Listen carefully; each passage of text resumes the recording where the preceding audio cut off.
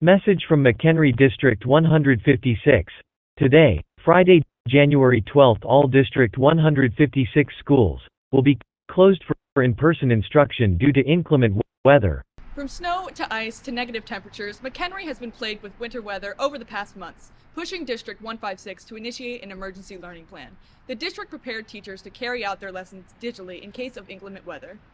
First off, the big decision, which is always super difficult, is just the decision to not come to school that day in person, right?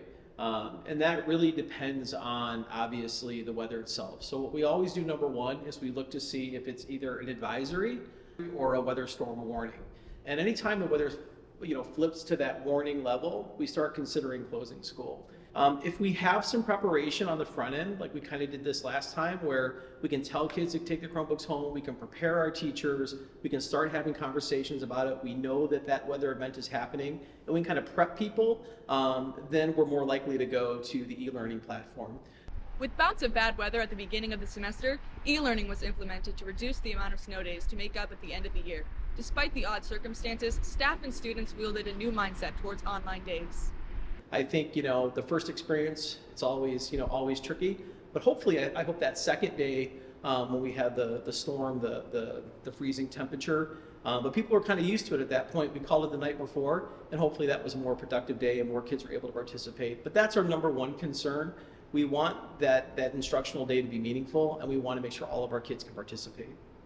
Many MCHS students became familiar with asynchronous learning during the 2020 global pandemic. Senior Maya Gill gives insight on her experience with virtual learning during COVID versus the emergency plan now. During COVID, it was kind of felt like a drag that we weren't back at school, and it just felt hard to keep doing e-learning every day. But now that we did it back for snow days, I kind of enjoyed it.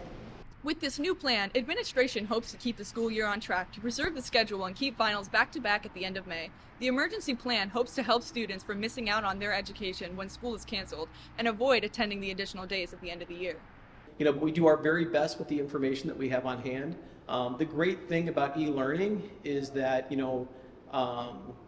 really want to reserve that time. We have emergency days planned at the end of the calendar, but any emergency day we take now would put us in a situation where we'd have to come back to school after Memorial Day. So we're really trying to avoid that if we can, because we don't want to add those days to a calendar because it just kind of complicates finals, people with plans, summer plans, obviously summer school. So if we can keep the calendar that we have, that's great.